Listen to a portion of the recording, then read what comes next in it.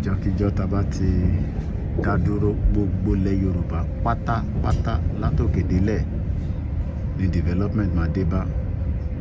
Bí sori Ford nìyẹn industry kan nìyẹn, sori gbogbo àwọn ibi tó ń wò yẹn lókè yẹn industry ni, warehouse oríṣiríṣi, gbogbo àwọn nǹkan tí a máa láǹfààní àti ṣe lọ́pọ̀lọpọ̀ nìyẹn nígbà tá bá ti láǹfààní àti dá dúró. So ti sign petition ẹ lọ máa tọwọ́ bọ̀ www.ominirayoruba2022.org.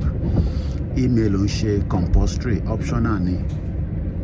Ẹni tó bá ní email ó lè sign ẹ̀, but nọ́mbà yín ó ṣe pàtàkì, ó ṣe kókó. Sórí inú abúlé kan ni mò ń lọ yìí o, kò rí nísìnyí bó ṣe rí. Inú abúlé kan ni mò ń wọ̀ lọ yẹn. Sórí Fúlàní ò ní jíyàn gbé.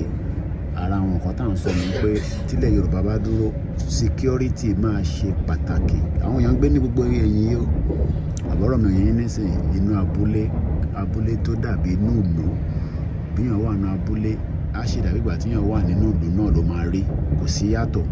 Sórí ó ní pathway, sórí so ìyẹn la ṣe ń sọ pé ṣé wọ́n lè wà ní ilẹ̀ Ondo State, Èkìtì, Kogi, Kwara, Ògùn, Ọ̀yọ́, Lagos, kò máa wá náà ń ṣe exploration káàkiri.